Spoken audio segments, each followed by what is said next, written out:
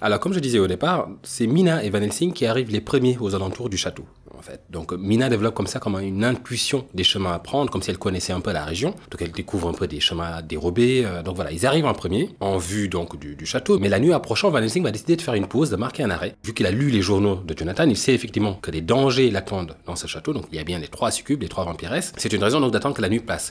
Mais en plus de cela, ils sont tout simplement épuisés, ils sont fatigués. Van Helsing somnole, il vivote. Mina ne lui est d'aucune aide. Elle est plutôt froide, elle est plutôt retranchée. C'est plutôt une charge mentale pour lui. Elle est en plein dans sa transformation, elle est très avancée dans cette transformation. D'ailleurs, elle n'écrit plus, on n'a plus de ses nouvelles. Nous, en tant que lecteurs, on ne sait plus ce qu'elle devient, on ne sait plus à quoi elle pense. Donc ça nous fait le même effet qu'on a eu avec Jonathan à un moment donné dans l'histoire. Jonathan n'écrivait plus non plus. Et donc, on était très en peine pour ce personnage à ce moment-là. Cette réclusion qu'il subit, donc qu'on vit nous à travers ce mutisme épistolaire, c'est quelque chose de très efficace. Donc d'une part pour vivre le mal de Jonathan et d'autre part ici pour nous rendre Mina de plus en plus étrange, de plus en plus éloignée, retranchée des humains, donc de plus en plus contaminée par ce venin obscur qui agit en elle. Donc les dernières tentatives d'hypnose de Van Helsing ont été peu fructueuses. Mina donc a beaucoup changé, elle est maintenant complètement opaque, elle s'est enfermée dans un mutisme et donc les efforts du professeur ne servent à rien. Donc l'atout Mina leur a servi tout ce temps, maintenant ils ne l'ont plus. Donc maintenant vraiment ils sont lâchés aux trousses du comte tout en subissant maintenant le contrepartie d'avoir ramené Mina. C'est-à-dire que maintenant que sa transformation est presque aboutie,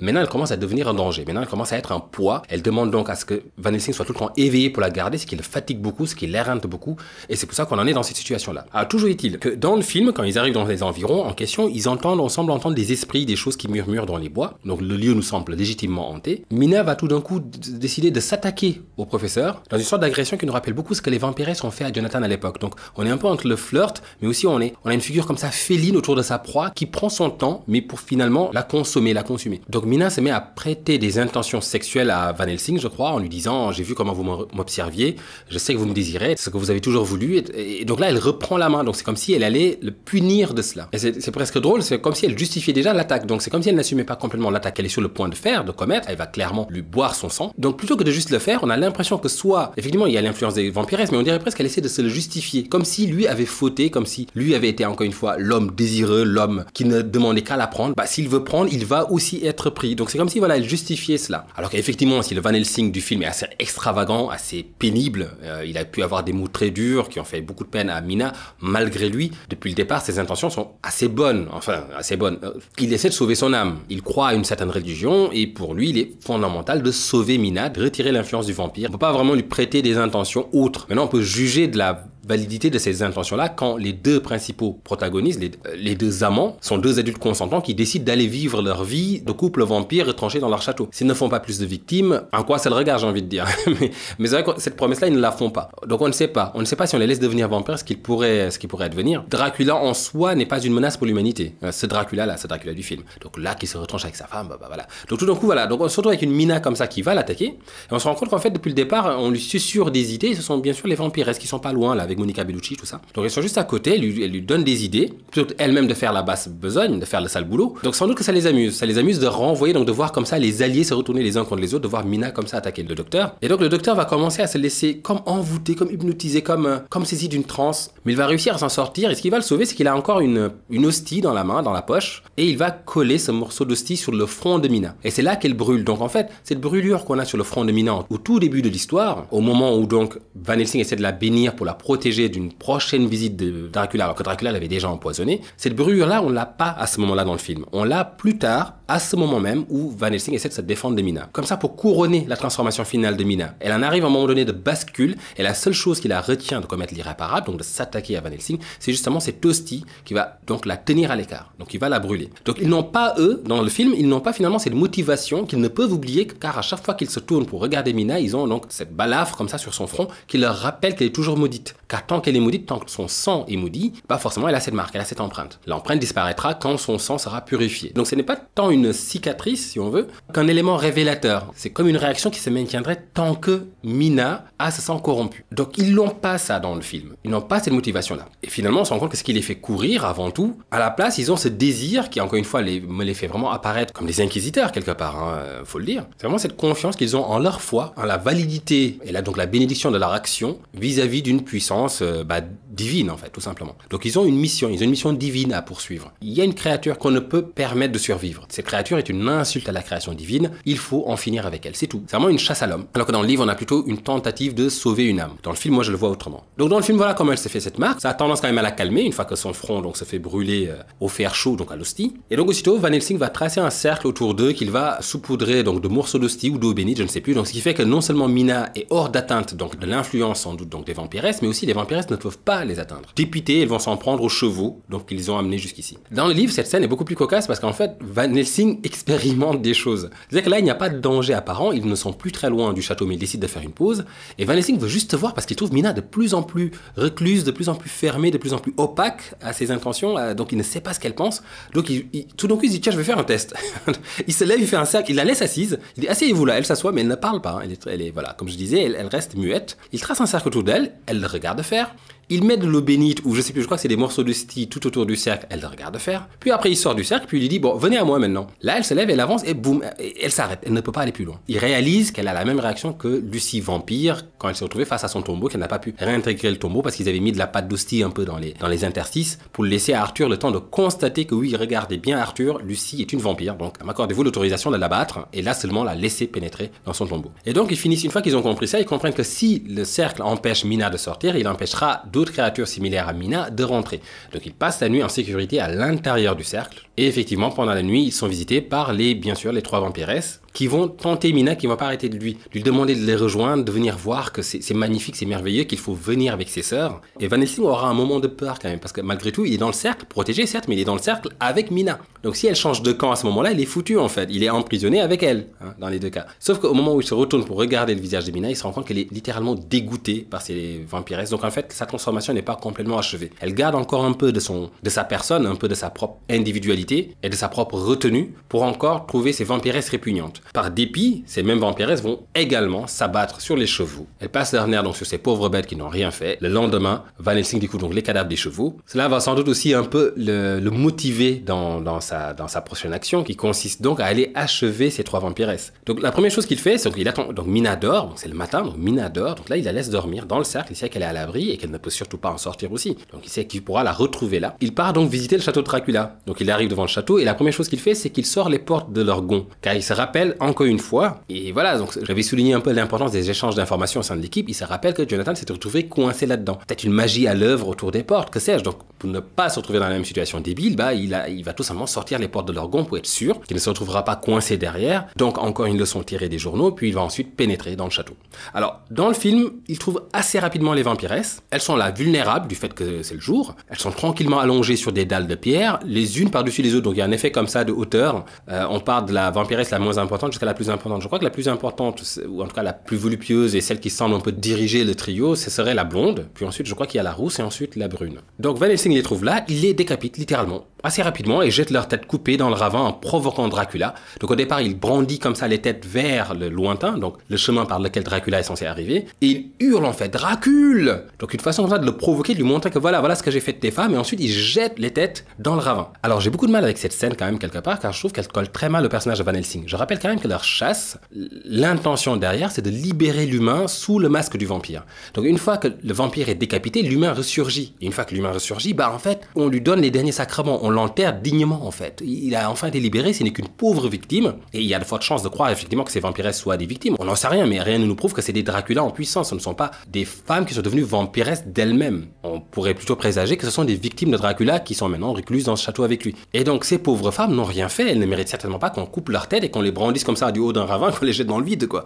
Ce sont des victimes après tout. Voilà, cette scène a du panache un peu. Dracule, regarde ce que j'ai fait de tes... j'allais dire des salopes, mais ça se dit pas, de tes vampiresses. Donc c'est provocateur, voilà, il y a de la gueule, mais ça dénature un peu la nature de cette mise à mort. Ce n'est pas une exécution, c'est une délivrance au départ. D'ailleurs, la mise à mort dans le livre est plus respectée, elle est déjà moins rapide. Pour une part, on nous rappelle pourquoi la chasse aux vampires est si difficile et si dangereuse et si périlleuse, je dirais. C'est que le chasseur de vampiresses, surtout, encourt toujours le risque de tomber sous le charme de la vampiresse. Donc de rester là, bouche bée, jusqu'au réveil du monstre. On se rappelle que Dracula, lui, n'avait pas eu le même effet sur Jonathan. Quand il avait ouvert son cercueil, il avait été intimidé par le regard, par la volonté de Dracula. Donc quelque chose l'avait fait reculer. C'est pour ça qu'il avait tapé un peu sa pelle n'importe comment, qu'il avait un peu balafré le front de Dracula, qu'il était parti en courant en fait en se sauvant. Donc il y a quelque chose comme ça de la peur en fait. Le vampire, même au repos, donc il semble vulnérable, ne l'est pas tant que ça. Donc il va projeter comme ça une volonté qui va faire déguerpir l'assaillant pour peu qu'il n'ait pas des nerfs d'acier un peu comme Van Helsing par exemple. Dans le cas de la vampiresse, c'est différent. La vampiresse va charmer donc sous son masque mortuaire,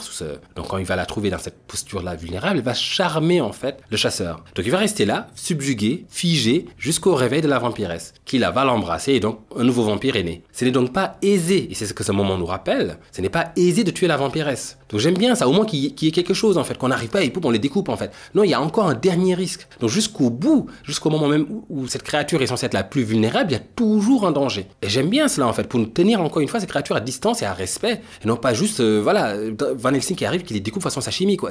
Van Helsing va tomber sous le charme des vampiresses. Donc sans doute que la vampiresse dégage quelque chose, ce qui me fait d'ailleurs penser, on se rappelle que Jonathan n'avait pas été rebuté à ce point par l'haleine des femmes vampires, alors qu'il trouvait celle de Dracula immonde, révoltante. Alors pourquoi ces différences? Car quand même l'origine de cette haleine fétide est la même dans les deux cas, c'est-à-dire une cure soutenue en sang humain. Quoique Jonathan sentait quand même qu'il y avait quelque chose en dessous de l'haleine qui gênait, même si l'haleine au départ n'était pas désagréable a fortiori, quelque chose, une pointe au loin qu'il ressentait semblait les gêner dans l'haleine de ces femmes. Donc est-ce que le vampire pourrait dégager suivant la méthode qu'il est en train d'employer? Donc les vampiresses chassées, Jonathan à ce moment-là, elles étaient en train de vouloir le dévorer. Donc elles dégagent peut-être quelque chose, des phéromones, que sais-je, que Dracula n'a jamais eu besoin de dégager vu qu'à aucun moment il n'a envisagé Jonathan au menu. Donc c'est peut-être ça. Toujours est-il que ce qui va sortir Van Helsing de sa torpeur, c'est Mina, encore une fois.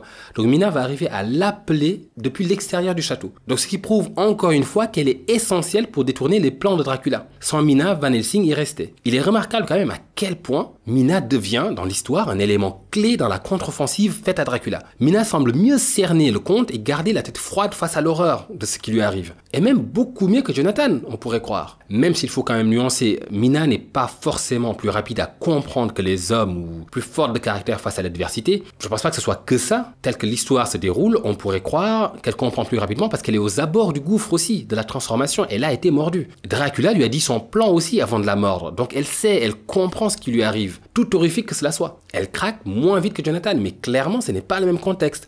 Jonathan était isolé dans les montagnes avec ses délires et a vu un bébé se faire dévorer, c'est autre chose en fait. Mina est victime du vampire, mais elle a des amis, elle a des gens autour d'elle qui la soutiennent, elle n'est pas seule. Elle a des gens aussi qui dépendent d'elle, donc une raison de plus aussi de trouver une force en elle pour garder la tête, enfin garder encore sa raison, et combattre la tentation que représente donc ce sang contaminé du vampire en elle. Donc on peut l'imaginer pouvoir mieux relativiser ses horreurs, alors que l'autre, là, Jonathan, isolé et déboussolé dans un château des horreurs, assistant à la mise à mort d'un enfant dans le festin de vampires, je le rappelle, s'est laissé aller à une folie pure. Mais voilà, il faut quand même reconnaître la place de Mina, qui, même si je reprochais un peu au roman ce rôle qu'il va donner aux femmes, globalement qui me faisait un peu rire, en fait, la femme enfant, pour les besoins de l'histoire, il est vrai que c'est appréciable de voir les hommes prêts à sacrifier pour cette belle âme, surtout si elle a l'occasion de démontrer ses qualités. Donc ce n'est pas seulement une pauvre victime qu'il va falloir protéger de tout, là on voit qu'elle vient de sauver Van Helsing par exemple. Donc ça peut sonner légèrement comme une redite du cas Lucie, où les hommes ont échoué une première fois, il aurait donc là donné en la personne de Mina une seconde chance. Une chance cette fois-ci de réussir à préserver la vie d'une femme qu'ils aiment, pour ne pas être réduit à sauver son âme en la décapitant. Après dans l'absolu on peut retirer Mina, et garder une histoire un peu à la bromance où les hommes essaient de se sauver entre eux et essaient de tuer un vampire, ça marche aussi. Mais il faut quand même reconnaître ce rôle fondamental qu'elle a là-dedans, et ce qui fait un peu évoluer la dynamique dans l'équipe au-delà de l'amitié en fait. On tombe dans l'amour, et vu que c'est une femme, c'est pas problématique, donc ils peuvent tous s'aimer, c'est pas un souci. Enfin quand je dis c'est pas problématique, je parle du livre pour l'époque.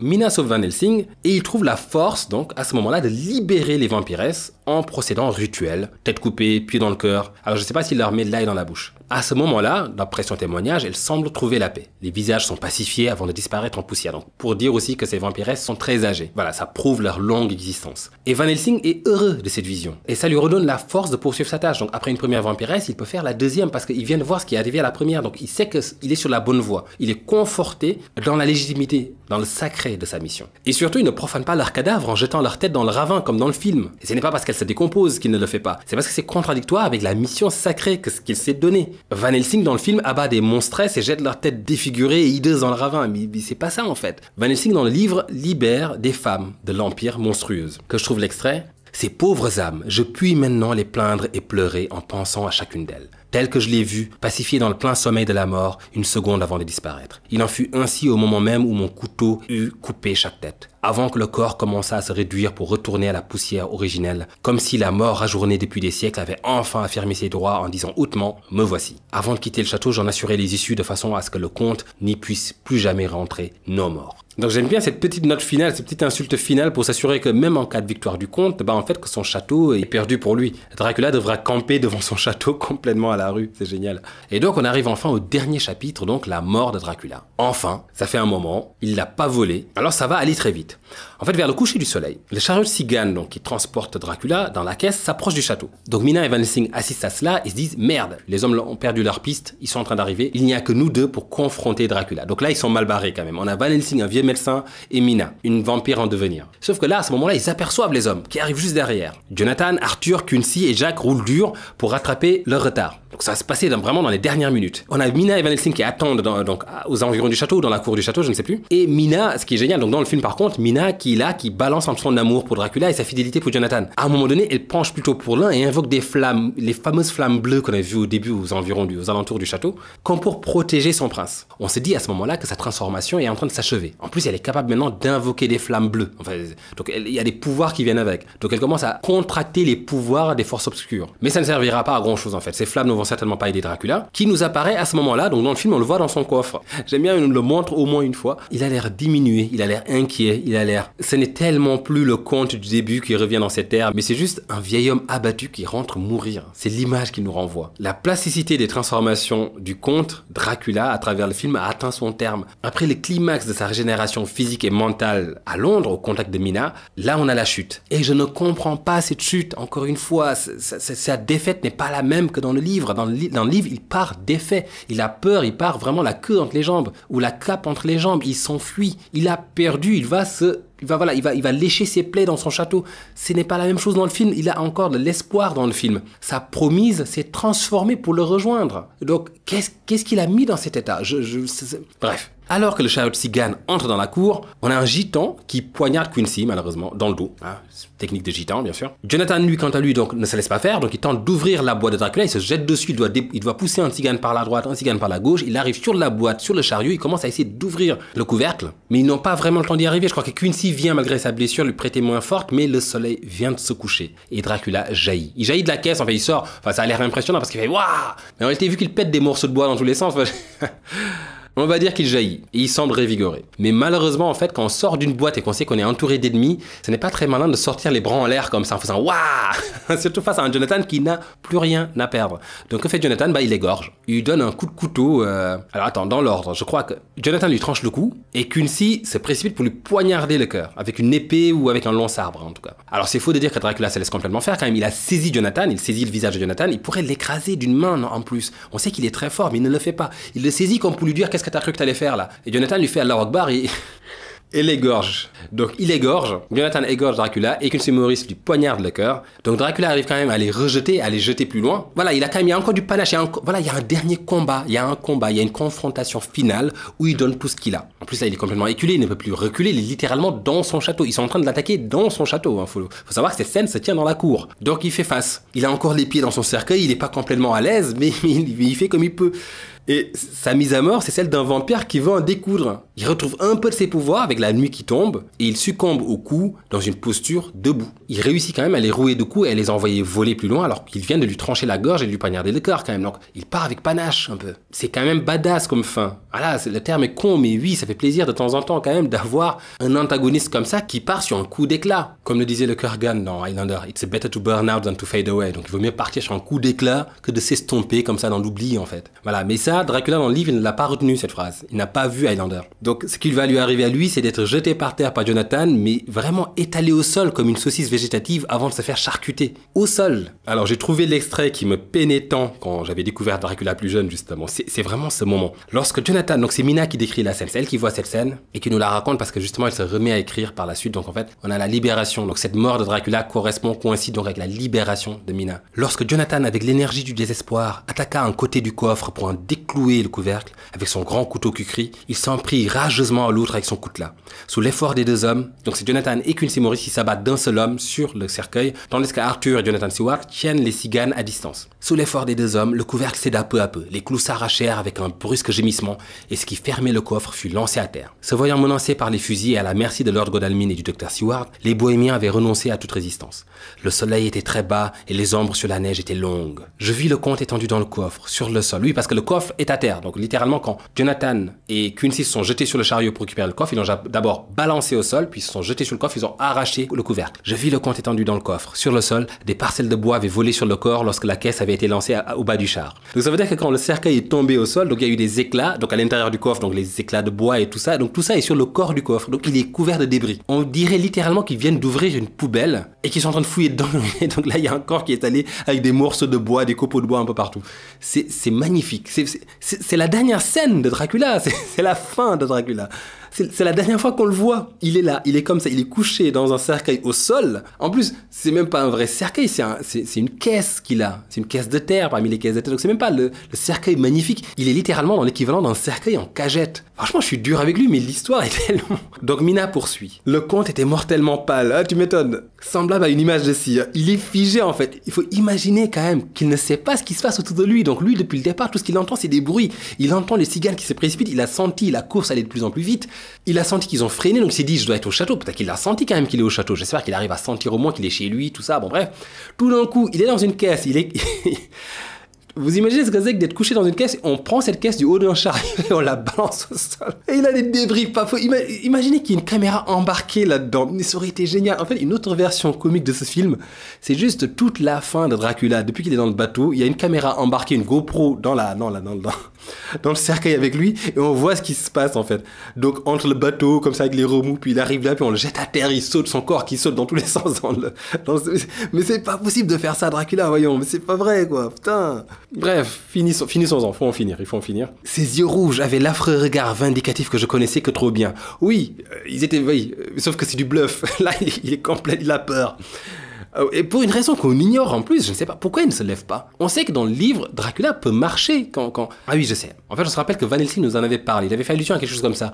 Le vampire, quand le soleil se lève, si ce lever du soleil le trouve dans une certaine transformation, dans une certaine position, etc., il reste là-dedans jusqu'au coucher du soleil. Donc, par exemple, s'il est transformé en loup, que le soleil vient à se lever, il est coincé dans un corps de loup jusqu'à ce que le soleil aille se coucher. Donc, est-ce que ça vaut pour quand il est couché, quand il est debout, quand il est dans son cercueil, donc ça le maintient là-dedans, mais donc fallait peut-être pas y aller dans ce cercueil alors. Enfin, bref. Comme je le regardais, ses yeux aperçurent le soleil déclinant et son regard haineux eut une lueur de triomphe. Mais à la seconde même, donc en fait il n'a même pas le temps d'apprécier ce regain d'espoir, le pauvre vampire, parce qu'à ce moment même, à la seconde même, surgit l'éclat du grand couteau de Jonathan. Jetait un cri en le voyant trancher la gorge. Donc il crie quand même parce que c'est affreux. Même si on tue un monstre, là quand même il a une forme humaine, et surtout qu'il redevient un homme apparemment. Donc en fait ils sont en train d'abattre un homme, de trancher la gorge à un homme d'un seul coup.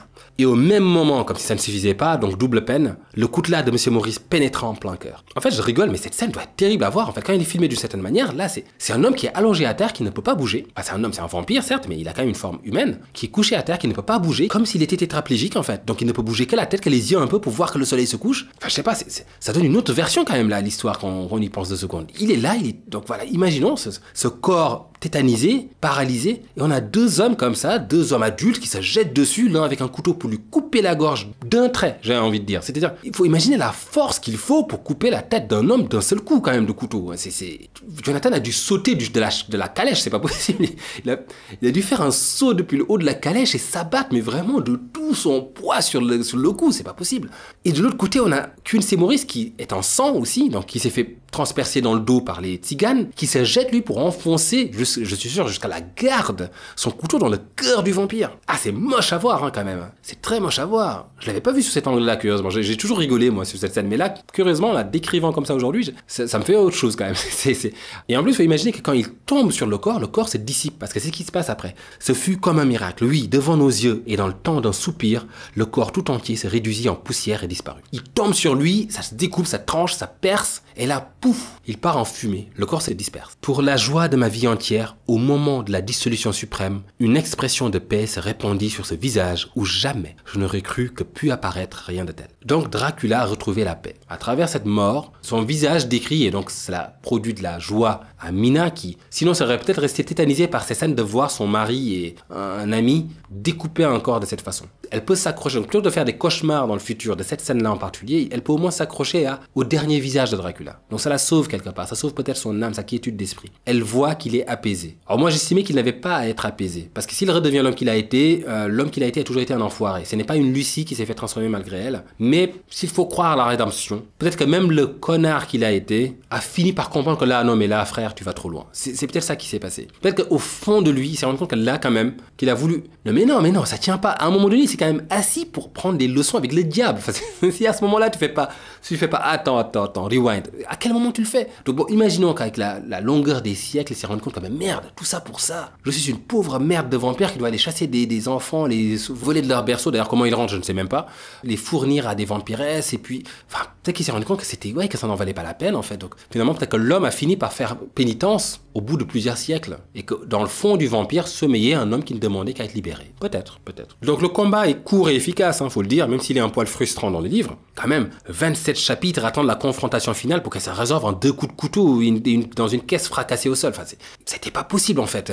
Moi en tout cas, j'avais vraiment beaucoup de mal avec cette version. C'est pour ça que je m'arrêtais toujours au château, à l'invité de Dracula. Mais voilà, je pouvais pas. Je pouvais pas vraiment me dire que Dracula terminait comme un étron, là, étalé au sol et découpé, sans réagir, sans rien faire. C'était minable. Après en avoir un peu plus lu sur la traduction du vampire et avoir compris qu'on tue le vampire lorsqu'il est allongé et vulnérable, parce qu'il ne fait pas sens. On ne peut pas survivre, en fait, si on veut à une confrontation avec un vampire autrement. Ils sont trop puissants, même si Dracula ne nous a pas assez démontré sa puissance. On est censé chasser le vampire avec un pieu. Voilà. Le pieu suggère que le vampire est là, qu'il est offert, qu'il ne peut pas se défendre, donc on est en plein jour et qu'on lui enfonce ce pieu dans le cœur. Donc il n'y a pas de mouvement, il n'y a pas de chasse, il n'y a pas d'action, il n'y a pas de combat. Alors que dans le loup-garou, on peut plutôt parler de chasse. Donc avec le loup-garou, on parle de pistolet, de balle en argent. Donc il y a un aspect de chasse à la bête, en réalité. Donc je trouvais que ça marchait bien, ça, finalement. Et donc dans le film Van Helsing, je me suis aussi rappelé que là, ils ont combiné un peu les deux. Donc on a des sortes d'arbalètes avec des pieux dedans. Enfin, c'est génial. C'est parfait, ce film. Faudra le couvrir un jour. Mais voilà, en même temps, je ne me fais pas trop d'illusions. Parce que si Dracula avait survécu à ce moment-là, s'il avait réussi à rejoindre son château, ça serait fini en baston de crucifix contre des tziganes montés sur des loups. Ça serait parti en chocolat. Peut-être une autre fin qui m'aurait satisfait, c'est de mal tuer Dracula. C'est-à-dire le blesser assez pour le laisser dans une convalescence éternelle, avec des douleurs à vie, pire que la cicatrice qu'il a sur le front, là, à cause de la pelle de Jonathan. Et ça, j'aurais bien voulu voir comment il aurait pu transformer cela. Enfin, c'est une autre histoire, je veux dire, que j'aurais bien aimé lire. C'est-à-dire comment le vampire deviendrait presque un martyr, pour sa cause. Condamné à la réclusion dans son château, par exemple, après, par exemple, que le cercle béni eût été appliqué tout autour. Donc là, voilà, on aurait eu un vampire réclus à vie dans son château. Ou à l'inverse, il aurait pu aussi gagner. Et il finit quand même à la rue parce que il n'a plus accès à son château. Donc en fait, on aurait eu un vampire ambulant. Bon, ça vaut ce que ça vaut. Mais dans tous les cas, voilà, c'est pour ça que je n'aimais pas la fin du livre. Je n'aimais pas voir Dracula se faire malmener, je pense. À quel moment on tue un vampire comme ça? Comment se fait-il que Dracula n'en ait pas tué un seul? C'était inacceptable pour moi. On ne pouvait même pas lui donner Arthur Godalming, quoi. Enfin, il tue un bébé en Transylvanie, ça on le sait. À Whitby, il tue un vieux et un chien. Et il tue une jeune fille à Londres. Et un fou dans un asile. Le seul moment où on le voit actif dans la chasse, c'est quand John et Mina le croisent dans la rue en train de mater une proie, une jeune fille. Et aussi quand il les attaque dans l'asile. Mais il s'éclipse très rapidement aussi. Pourquoi ne pas tout simplement reproduire le drame du Déméter? Dracula à Londres devrait avoir l'effet d'une peste noire. Les journaux devraient en parler, de plus en plus de morts, qu'est-ce qui se passe, etc. On ne comprend pas, une peur, une panique soudain qui prend la population. À la place, il épie aux fenêtres et se barre avec du plomb dans le cul. On se rappelle de cette scène, c'est pathétique. Il se fait déloger de l'abbaye qu'il fait garder par des rats pour passer discrètement ses nerfs sur Mina, alors qu'on s'est dit que s'il attaquait sans prévenir, il pourrait faire tellement de dégâts avant qu'ils aient le temps de réagir. Voilà, donc Coppola au moins le fait surgir de sa caisse, c'est déjà ça. Et au moins quand la mort vient pour lui, elle le trouve debout. Voilà, il lui aura au moins fait cet honneur. C'est plus épique dans le film, quoique peu probable, s'il a regagné ses pouvoirs nocturnes, on ne peut pas vraiment trancher ou découper Dracula de nuit. On se rappelle du marin qui avait essayé, il a eu des problèmes. Dracula s'évapore. globalement. Donc il est intouchable la nuit. On ne peut pas survivre comme ça à une confrontation avec Dracula en fait. Le vampire est vraiment pris à la légère malheureusement. C'est une créature mythique. En rencontrer une est très rare, mais quand ça arrive, ça ne devrait pas laisser juste des séquelles de peur et de cauchemar la nuit. Voilà, donc dans le film, ça se conclut différemment quand même. C'est-à-dire que c'est Mina qui crie en voyant, donc elle a le même cri en voyant son prince se faire laminer, comme elle a pu la voir dans le livre quand elle l'a vu se faire découper, et elle va essayer de le protéger. C'est une très belle scène, elle va se mettre entre le vampire, entre son prince et les hommes, avec armée d'un fusil qu'elle récupère auprès du corps de Quincy, peut-être, je ne sais plus. Et là, quand elle voit les hommes avancer, quand ils disent il faut qu'on le fasse, elle leur répond, elle envoie une réplique cinglante à son mari, qui est ironiquement, dans ce moment-là, devenu une bête furieuse. Il veut tuer, il veut tuer Dracula, c'est tout ce qui compte pour lui. C'est vraiment un croisé, obsédé par sa mission sainte, mais qui est terni par cette pensée de revanche. Il y a quand même la revanche derrière tout ça. Elle lui pose la question, et c'est ça qui l'arrête net, c'est magnifique, elle lui demande s'il va aussi enfoncer un pied dans son cœur à elle, comme il compte le faire là pour Dracula. Et là, il ne répond pas, donc c'est la seule chose qui l'arrête. Il réalise tout d'un coup que là, il est déchaîné, là, il est comme une furie contre cette créature pour ce qu'elle est, mais en fait, sa femme est plus ou moins la même chose à cette heure-ci. Et là, il ne peut pas répondre, parce qu'en fait, en réalité, c'est bien ce qu'il va faire si elle se transforme. Parce qu'autant le Jonathan du livre, on entend bien qu'il veuille plutôt rejoindre dans la mort sa femme, autant ce Jonathan du film, donc la dynamique dans ce couple marche moins bien. Ils n'ont pas survécu à la rencontre de Dracula, on se rend compte qu'en fait, ils n'ont plus aucune affinité. Le couple est brisé, en réalité. Mina a beaucoup changé, elle s'est presque émancipée, je dirais. Et Jonathan, qui était plutôt timide, qui était plutôt réservé, qui était plutôt propre sur soi, est devenu cette sorte de croisée, cette sorte de brute épaisse, furieuse, un peu bébête sur les bords peut-être, qui ne brille pas par son intelligence ou par sa stratégie, mais qui attaque tout le temps, qui veut tuer, qui veut poignarder, qui veut découper. Voilà. Et donc en fait, ce couple ne marche plus. Ce couple ne marche plus, et donc en fait, c'est peut-être ce qu'il réalise à ce moment-là. Peut-être à ce moment-là, il voit qu'il a perdu Mina. Quoi qu'il advienne, quelle que soit la finalité du film, il a perdu Mina. Et alors il fait quand même preuve, je trouve, d'intelligence, parce que lorsque Arthur, à ce moment-là, se précipite, lui qui n'a pas entendu Mina, se précipite pour finir Dracula, en plus on ne sait pas où il était avant Arthur, donc tout d'un coup il arrive, il est là, je vais finir l'affaire. Non, en fait. Jonathan Harker, il l'arrête, en lui disant, laissez-les partir. Notre travail ici est terminé. La sienne vient de commencer. Donc en fait, il passe la main, il accepte enfin, parce que jusque-là, c'est les hommes qui menaient, qui guidaient, qui décidaient des choses, et là tout d'un coup, ils acceptent de laisser Mina finir la chose. Dans un sens ou dans l'autre. Enfin, ils savent bien sûr, je pense que Dracula est condamné, mais il va falloir finaliser cela. Et en fait, il n'y a que Mina qui doit le décider, et ils n'ont plus rien à faire là-dedans. Donc, je trouve que cette dernière phrase qu'il a lui redonne un peu d'intérêt à mes yeux. C'est parce que c'était pas forcément le meilleur personnage dans le film. Et donc, ce sera à Mina de finir le travail, tandis qu'elle se réfugie dans la chapelle du château, en protégeant le comte, comme j'ai dit, armé d'un fusil, en tenant les autres à distance. On ne soulignera jamais assez, vraiment, le rôle singulier de Mina dans cette histoire. Pour un féministe, ce livre peut être une épreuve. La femme est objet charmant, objet enfant. La femme est gamine, elle est figure maternelle, délicate et douce, et elle se dénigre même d'elle-même par moments. Voilà, dans cet extrait. Donc c'est soit Lucie, soit Mina qui parle, mais c'est interchangeable. Nous les femmes devons encore avoir le goût de la pomme dans la bouche parce qu'on aime être malicieuse parfois et se moquer des hommes, et ce n'est pas bien. Je devais aider mon mari John, l'assister au mieux, être honnête. Les hommes aiment les femmes honnêtes après tout. Ou encore... Ma chère Mina, pourquoi les hommes ont-ils une telle grandeur d'âme alors que nous, les femmes, sommes si indignes d'eux? C'est parfait. Donc ça peut être une torture pour une féministe, je disais.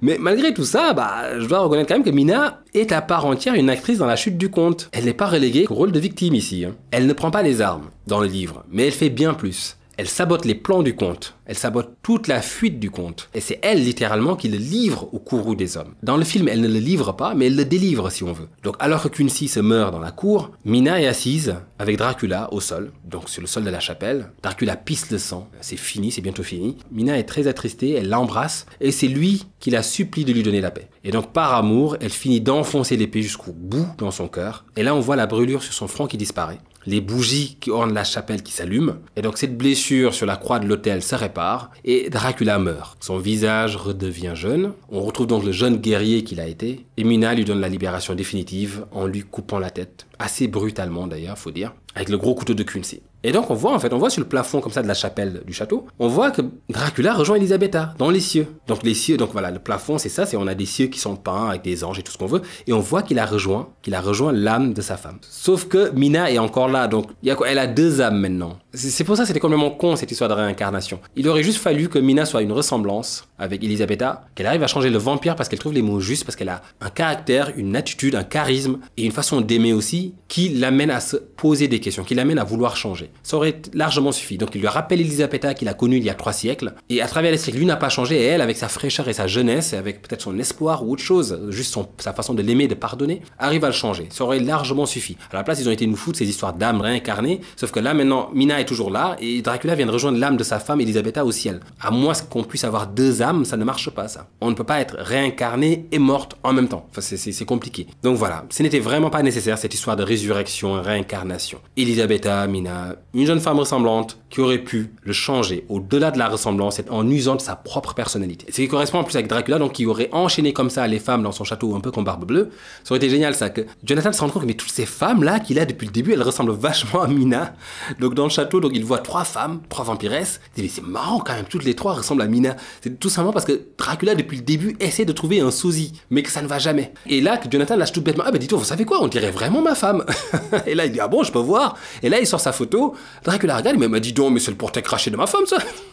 Et là du coup voilà, tout se met en branle en fait. Que Dracula veuille venir à Londres pour retrouver cette Elisabetta là. Sauf que cette Elisabetta là ne sera pas, cette Mina là ne sera pas une énième Elisabetta. Elle a sa propre personnalité, elle arrivera donc à changer le compte. Il va arrêter comme ça de transformer des femmes à vie, voilà. Mais voilà, c'est un meilleur film ça, merde. Alors c'est même une happy end pour Elisabetta, c'est marrant quand même, parce qu'elle s'est suicidée Elisabetta. Si elle n'est pas au paradis, c'est parce que c'est une suicidée. C'est ce qu'en tout cas le prêtre avait dit au début du film. Dracula, je veux bien, il accède sans doute au pardon par une dernière pénitence qu'il découvre à travers l'amour. Et donc est-ce que c'est par son humilité véritable qu'Elisabetta accède elle aussi au pardon? Bah comme on dit, les voies du Seigneur sont impénétrables. On ne sait pas ce qui se passe. On ne sait pas vraiment ce qui peut motiver de sortir quelqu'un des enfers pour le renvoyer au paradis. Tout peut arriver. Si ça se trouve en plus, l'enfer d'Elisabetta, c'est un éternel recommencement, une éternelle résurrection et un éternel amour impossible comme en ce moment même avec Mina. Et au final, bah, tout se finit presque trop bien en fait dans le film. Dracula obtient ce qu'il voulait. Il a eu sa crise de vampirisme et maintenant bah, c'est pardonné, il gagne le paradis et sa bien-aimée pour l'éternité. Et pour ses victimes, bah, on efface et on oublie. Alors qu'il en a fait ce salaud, hein. Et les marins, on en parle. Pour les humains finalement, ce n'est pas si drôle comme fin. Lucie et Quincy sont morts. Et les pauvres, ils n'ont rien demandé quoi. Le couple Mina et Jonathan, il est plus qu'ébranlé. Hein. Moi comme je disais, c'est fini je pense. Hein. Il serait étonnant que Mina revienne vers John après tout cela. Elle a vécu beaucoup trop de choses. Elle est complètement changée. Elle est ailleurs en fait. Elle est vraiment dans un autre état de pardon, de compréhension, alors que lui s'est enfermé comme ça dans de la revanche et dans de l'attaque et dans de la brutalité, dans la belliquosité, si on veut. Et je trouve qu'ils n'ont pas du tout les mêmes traits désormais, vers la fin. Au début, c'était 2 jeunes tourtereaux très doux, très délicats. Là, on a une brute, d'une part, et de l'autre, on a pas une belle, hein. C'est pas sa beauté, on a une intelligence, on a une nouvelle intelligence. Mina, vers la fin, semble presque éveillée. Elle a une façon de comprendre les choses et de faire des actes qui nous la rendent impressionnante. Elle a mûri, si on veut. Ce n'est plus la petite enfant du début. Jonathan, lui, est juste devenu un grand garçon un peu plus brutal. Voilà, je le préférais même quand il était candide, en réalité. Sans parler de tous les non-dits qu'il y a dans le couple, qu'il faudrait résoudre. Mina et John, par exemple, n'ont à aucun moment abordé l'infidélité de Mina qui s'est livrée d'elle-même au vampire. Ils n'en ont pas parlé. C'est elle qui l'a fait, ça. C'est elle qui a bu le sang du comte d'elle-même, de sa propre volonté. C'est peut-être même la seule humaine qui a sucé un vampire jusqu'au seuil de la mort. C'est un exploit. Donc voilà, rien n'est résolu. Et en plus, pour finaliser le tout, Mina a dû tuer l'homme qu'elle aimait vraiment. Enfin, elle peut refaire sa vie, mais ça ne peut pas être avec son ancien amant, son ancien jeune amour. C'est fini, ça. Alors c'est un peu mieux dans le livre quand même pour les hommes, parce que certes, ils perdent Quincy, ils ont aussi perdu Lucie, ils ont perdu le vieux Swalds et le chien qui est mort, ils ont perdu Renfield. Mais Dracula a atteint la paix, à travers la mort. Et cette paix dans la mort est suggérée par ce visage qu'il a eu au moment où il se faisait trancher juste avant de disparaître en poussière et que Mina a eu le temps d'apercevoir. Même si encore une fois la vie qu'il a menée contredit le fait qu'il puisse trouver la mort une fois décapité quand même. Je rappelle que c'est un monstre humain devenu un vampire et non un homme noble qui s'est égaré dans les ténèbres de la douleur comme dans le film. Voilà, celui du film nous aura prouvé sa noblesse de cœur à différents moments du film, en refusant par exemple de mort de Mina, à 2 reprises, en maîtrisant son désir de la posséder tout entière, comme s'il y avait une limite que l'homme imposait au monstre. Le Dracula du livre, lui, n'existe que pour prolonger son existence au détriment de la vie des autres. C'est tout ce qu'il fait. Et c'est également l'homme qu'il a toujours été. Ce n'est pas comme pour Lucie, compromise par l'infection vampirique qui trouve la paix et sa nature première par la mort. Dracula est un vampire originel, de par son choix, son corps, son choix. Il n'a pas été corrompu par une morsure quelconque. Il est devenu vampire par sa propre volonté, sa bellicosité. Comment peut-il trouver une délivrance par la mort? Ça ne marche pas. Dans quel état peut-il retomber si ce n'est dans ses premiers penchants humains? Ne redevient-il pas ce qu'il a toujours été, c'est-à-dire un véritable bâtard? Le Dracula du film est plus ambigu et trouve la paix, une sérénité de la main de celle dont la mort l'a mené sur ce chemin. C'est plausible, c'est satisfaisant et c'est pour ça que je préfère le film. Je terminerai quand même en disant que s'il y a vraiment un point obscur dans toute cette histoire, dans le livre en fait, que je n'ai jamais réussi à percer, c'est vraiment globalement c'est le fonctionnement, c'est la motivation de Dracula. Comment il cible ses proies? Pourquoi cette proie, pas une autre? Pourquoi pas tout Londres? Pourquoi juste ces 4 personnages autour desquels il tourne? Enfin, je dis 4, ils sont un peu plus, mais voilà, on a compris en fait quand toute la ville s'offre à lui. Est-ce que Dracula s'en est pris à Lucie parce qu'elle est venue à lui, parce qu'il l'a croisée, elle était toute seule dans un banc à l'extérieur, donc est-ce qu'il l'a pris qu'une provocation? Je ne sais pas. Tout comme on se rappelle qu'il avait dit à Jonathan, entrez de votre plein gré, venez à moi quelque part. Et même les femmes, finalement, les femmes vampiresses s'en prennent à John une fois qu'il rentre dans leur chambre à elle et qu'il dort sur place. Parce que Dracula l'avait prévenu, traînez où vous voulez, même de nuit. Il ne l'a pas dit ne traînez pas dans le château quand il fait nuit, parce que la nuit, les vampiresses sont debout. Il lui a bien dit de ne pas aller là où il ne devrait pas, de ne pas aller dans les pièces qu'il trouvera fermées. Donc tant qu'il est dans les autres espaces, même s'il fait nuit, il ne risque rien, que les vampiresses soient debout ou pas. Donc c'est à partir du moment où il rentre dans leur chambre qu'elles attaquent quand même quand on y pense. Donc est-ce que c'est ça? Est-ce qu'il faut venir à elle? Mais je ne sais pas si ça tient debout ça. Et encore une fois, on a beau chercher des théories, la plupart des théories sur le vampire, sur comment il pourrait tenir, comment il fait sens dans le livre, elles s'écroulent à chaque fois qu'on pense au bateau avec les marins. Parce que là, il bouffe du pauvre, là, il les attaque sans qu'il lui ait rien fait, sans qu'il soit venu à lui. Enfin, il a juste un voyage à faire, il devrait se tenir tranquille, il chasse des marins alors qu'il risque en fait de voir sa caisse jetée dans le fond de l'océan, quoi. Sauf encore une fois, s'il ne se passe pas ce qu'on croit sur le bateau. Il ne boit peut-être pas les marins pour rajeunir comme on le comprend dans le film, mais les tue les uns après les autres par amusement. Et c'est pour une raison qui m'échappe. Et d'ailleurs, dans le dernier voyage de Déméter, le dernier film traitant de Dracula qui est sorti il n'y a pas si longtemps que ça, la raison pour laquelle il s'attaque aux marins, c'est qu'il avait normalement une proie qui était dans une des caisses, qui lui était assignée en fait comme un panier repas. Et c'est juste que les marins tombent sur cette femme et la libèrent. Et donc en fait, Dracula, quand il se réveille, il n'a pas son casse-croûte. C'est pour ça qu'il commence à bouffer du marin. Donc c'est l'explication qu'il trouve à ce moment-là. Alors que dans le livre, on le présente comme un noble qui ne veut chasser que du sang noble, etc. Mais non, il s'en prend à de vulgaires marins. Et il s'en prend à des gens qui n'ont pas pénétré dans son espace non plus, parce qu'il attaque Mina. Et Mina ne s'est jamais rendue sur ses terres, dans ses maisons, ou que sais-je. C'est lui qui attaque. Donc je sais pas. Est-ce que Dracula préfère les proies qui lui résistent? Parce que Lucie refuse de mourir, on se rappelle, et parce qu'elle a un goût différent chaque soir quand il vient la sucer, parce que la veille, elle a reçu une transfusion des hommes? Je ne sais pas. Alors je dois signaler quand même que je suis tombé sur le podcast de la Misgar Academy qui traitait de Dracula, et l'auteur a une approche très intéressante du personnage, du vampire, qu'il présente comme une perversion du sacré, et non une inversion du sacré. Donc je m'explique, à travers une relecture ancrée dans les symboliques religieuses qui, moi, m'ont complètement échappé, Dracula n'inverse pas les sentiments nobles comme dans un miroir, mais plutôt les corrompt à la racine. Et ça, c'est assez intéressant. C'est-à-dire qu'on n'a pas une croix et puis Dracula retournerait la croix. Non, Dracula ferait une croix lui aussi. Sauf qu'il la ferait à partir d'un matériau honni, par exemple. L'amour chez Dracula ne devient pas haine, mais un amour vicié. C'est plutôt ça. On se rappelle par exemple de la scène d'orgie des vampires, c'est de Jonathan qui a été interrompue par le comte. Elle parlait bien d'aimer en se moquant de Dracula. Vous n'avez jamais aimé, vous n'aimez pas. Donc c'est quelque part de l'amour ce qu'elles font à leurs yeux. C'est aimer. Et n'oublions pas sa réponse à Dracula. Si, moi aussi je peux aimer. Vous le savez d'ailleurs parfaitement en regardant Jonathan. Ce qu'il sous-entendrait serait qu'il les a transformées, elle, qu'il les a aimées, et donc qu'il y a un funeste projet concernant Jonathan. Dracula, qui serait opposé au Christ, à la figure donc du sauveur, mais dans un miroir corruptif, si on veut. Donc Dracula devient une inversion des valeurs christiques, une perversion du sacré. Perversion est vraiment le mot.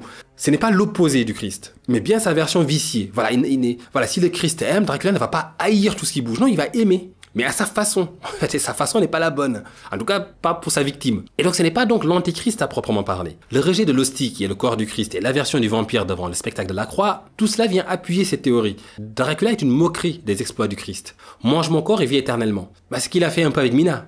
Au sens littéral du terme, il lui a fait boire son sang de force dans une scène de viol, on peut le dire, et il en a fait, ou il allait en faire, un vampire éternel. C'est une analyse très intéressante. Elle est un peu tirée par les cheveux par moments, mais elle propose de très beaux parallèles. Il y a l'eau, par exemple, que Dracula ne peut pas traverser, là où le Christ, lui, s'est illustré autrement. Il déclenche des tempêtes et sème la terreur chez les hommes, alors que sur l'eau, le Christ marche et calme la peur des hommes. Et ça ne s'arrête pas là. Quand il mord Lucie, elle semble se noyer dans une sorte de caricature de baptême malsain. On se rappelle qu'elle décrit la scène comme si elle se noyait. Donc c'est un baptême qui officie à ce moment-là, la première fois qu'il la mord. Et donc voilà, il y a ça et là dans le roman des allusions qui, si elles s'avèrent correctes, proposent mais alors tout un sous-texte biblique au roman. Quand le conte se présente sous la forme d'une colonne de feu et de fumée, par exemple, pour s'en prendre à Mina, la première fois qu'il pénètre dans l'asile, il est venu pour la transformer et la mener à sa perte. Là, il est en train de caricaturer, dans un sorte de clin d'œil un peu malsain, une scène de l'Ancien Testament où une colonne de feu et de fumée mène le peuple d'Israël vers son salut. Mais sauf que là, c'est la libération, là où dès lui mène Mina vers une sorte d'esclavage éternel plutôt. Donc toujours moquer les symboles, toujours moquer la signification derrière l'acte. Alors, c'est une explication qui tient, qui est vraiment très intéressante, donc je vous incite vraiment à aller voir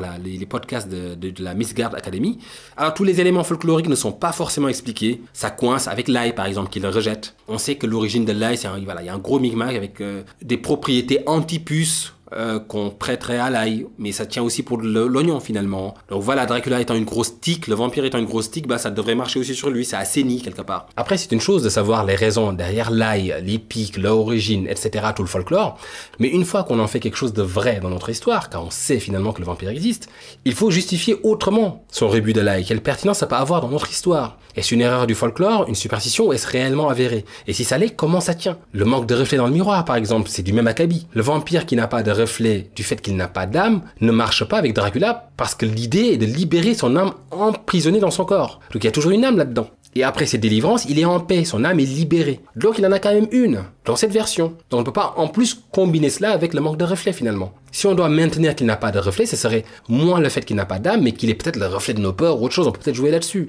Ce qu'on vend en lui, c'est notre mort, la mort promise, donc son seul reflet est en nous. Bon, pourquoi pas. Dans le film de Coppola, Dracula se reflète à travers les protagonistes, et c'est ça qui se passe. Pas dans l'image, dans le miroir. Nous ne partageons jamais ses pensées, on ne sait pas ce qu'il fait, il n'écrit pas, alors qu'il le pourrait. Il nous est toujours décrit à travers le regard et le témoignage des autres. Un homme grand, mince, avec un long nez, recourbé, une barbe pointue, son regard dur et froid, ses yeux flamboyants, comme si c'était un animal. On se rappelle quand Mina le voit pour la première fois, parce que c'est Jonathan qui fixe un homme dans la rue. Et là, quand elle le voit, elle décrit d'abord justement cet état de son mari. Je le vis très pâle, ses yeux exorbités et brillants, à la fois de frayeur et d'étonnement, semblait-il, rester fixé sur un homme grand, mince, au nez aquilin, à la moustache noire et à la barbe pointue, qui, lui aussi, regardait une ravissante jeune fille. Il la regardait même si attentivement qu'il ne nous remarqua ni l'un ni l'autre, de sorte que je pus l'observer tout à mon aise. Quel crevard ce Dracula. Son visage n'annonçait rien de bon, il était dur, cruel, sensuel, et les énormes dents blanches qui paraissaient d'autant plus blanches entre les lèvres couleur rubis étaient pointues comme les dents d'un animal. Faut imaginer cette gueule en train de fixer une femme, quoi. C'est malaisant, putain. Donc le reflet de Dracula est finalement à travers le regard de l'humanité. Donc Dracula ne serait pas un antéchrist, mais un non-Jésus, en quelque sorte, dans cette analyse. Ce qui est regrettable, je trouve, dans cette confrontation, c'est que notre Dracula, à nous, est plutôt risible. Le roman aurait pu s'intituler Dracula ou les échecs et mésaventures d'un parasite pitoyable et désemparé. Le personnage du Christ est unique dans sa conception de Messie de Dieu. Dracula est un être de volonté exceptionnel, mais certainement pas unique. Rien n'empêche d'autres d'arriver au même résultat en conversant avec les diables, et il n'est pas l'unique vampire à rôder sur Terre, finalement. Et donc, ça en fait, je trouve, quand même un faible prétendant pour cette opposition. Quand on se pose la question, que veut-il et que veut Dracula finalement? S'il n'a pas à prétendre pervertir l'humanité entière, en effet, il n'a pas à être antéchrist et adosser cette mission de perdition de l'humanité, ne devrait-il pas pour autant vouloir faire au moins d'autres vampires? Ne serait-ce que ça? Au moins pour présenter une véritable menace à l'humanité? Alors on pourrait m'objecter que Dracula ne veut pas faire de vampires qui pourraient lui faire de l'ombre. C'est l'alpha mâle, après tout, qui refuse de partager sa position privilégiée et n'accorde la transformation qu'à quelques femmes qui rejoignent son harem. Et donc voilà, donc il n'a aucun intérêt à faire une armée qui ne le servirait pas de toute façon. On se rappelle que les vampiresses ne l'écoutaient même pas. Soit, mais en tant que non-Jésus, ses obsessions devraient aller plus loin que juste je migre en Angleterre pour téter de la bourgeoise, quoi. Qu'est-ce qu'il amène en Angleterre qu'il ne pouvait pas faire à l'Est? À un moment, on a vu que Van Helsing nous disait que l'Angleterre grouille de vie, mais il y a d'autres capitales entre les Carpates et Londres. Qu'est-ce qui entraîne Dracula? Je pencherais plus pour l'ennui des siècles ou la mélancolie à la rigueur. Et ça en fait un antéchrist très léger, même si ce n'est pas l'antéchrist le bon terme dans cette analyse. On est plutôt dans une approche de la perversion des choses. Bah si on doit avoir une perversion des choses, les vampiresses sont présentées certes comme une perversion de l'amour maternel, d'où leur usage du mot aimer quand il s'agit de vampiriser Jonathan. Mais également ce qui justifierait que leur mets de choix soit un enfant, quand elle préfère ignorer la mère qui tambourine aux portes du château. On en avait parlé à ce moment-là. Et donc elle préfère offrir la mère au loup et garder l'enfant. Donc parce que c'est ça qu'elle cherche, c'est cette caricature de l'amour maternel qu'elle représente. Bah ok, cette version effectivement justifierait que la fin du vampire, la fin chez Dracula est complètement mise de côté pour préférer prendre le sang comme on prendrait l'essence même des gens, des valeurs ou des choses plus abstraites, des choses à corrompre. Dracula n'a pas juste envie de boire du sang pour boire du sang. Donc c'est d'où son snobisme, qui voudrait qu'il ne veuille boire que du sang de la haute société, ou corrompre l'amour d'une Lycie pour Arthur, le sang noble de l'Angleterre. Quand les vampiresses, elles, boivent l'innocence des enfants, comme on a vu, tout en ignorant une femme en pleine santé, et vont sucer, ou vont aller sucer la fidélité de Jonathan. D'accord, on est effectivement dans un désir de nuire, de corrompre, et là, bah, manger du pauvre, bof, on s'en fout en fait. Il n'y a rien à corrompre. C'est ça l'idée. Et effectivement, c'est vrai que dans Dracula, on ne ressent pas la faim comme on a pu la ressentir chez Murnau avec Nosferatu ou dans les vampires de Jim Jarmusch, où ça va tellement loin que ça va les mener à leur mort. Le fait de ne pas pouvoir s'assurer de la qualité du sang, par exemple. Donc ils sont vraiment dépendants de cette substance. Et elle peut aussi être un piège pour eux. Donc, ils sont présents dans une position de faiblesse. Cette dépendance est une faiblesse quelque part. Bah, il y a une faiblesse dans cette version de l'amour, effectivement. Quand Lucie devient la Dame Blanche, elle s'en prend également à des enfants. Dans la scène de la crypte, elle en enlace un dans un pastiche d'affection maternelle où elle le vide de son sang. Et c'est finalement, ce serait ça, les vampiresses qui pervertissent l'idée de l'amour maternel et de l'amour conjugal avec leur plan à trois. Non morte, non mère, non femme aimante. Bon, ça peut tenir, mais ça marche moins avec Lucie. Je trouve que Lucie ayant toujours été enfant, c'est plus une chasse pour retrouver son amour qui aurait convenu. Ce qu'elle veut avant tout, c'est son homme. Elle n'est pas encore dans ce stade-là d'enfanter quelque chose. Si la vampiresse met en avant ses premières pulsions, mais perverties, Lucie aurait dû partir à la quête d'Arthur, voire des 3 hommes qu'elle désirait. Mais elle avait dû se restreindre à en choisir qu'un seul, sous la vindicte des mœurs. Voilà, ça ne se fait pas d'épouser 3 personnes. Bah là, maintenant qu'elle est vampiresse et que du coup cette retenue n'est plus, elle devrait vouloir ces 3 hommes, c'est tout. En tant que vampiresse débarrassée de ce carcan, elle aurait dû chercher à constituer sa harem qu'elle désirait sans se l'avouer. Elle aurait pu en transformer au moins un dans tous les cas. À la place, vu que toutes les femmes veulent devenir maman, même si Lucie n'y avait jamais fait allusion, elle cherche à prendre des enfants pour assouvir un désir de maternité qui n'a jamais été enfant qu'elle était elle-même. D'ailleurs, ces enfants, elle ne les aime pas jusqu'au bout en plus, elle ne les tue même pas. Et c'est ça, l'amour vampire après tout, si on va jusqu'au bout de cette théorie, c'est un amour qui absorbe et anéantit l'autre. Mais bon, c'est sûr qu'il est difficile de clore le chapitre Lucie sur une belle note avec des cadavres d'enfants dans le bas-côté. Donc Lucie aura juste suçoté les enfants. Voilà, j'ai tout dit.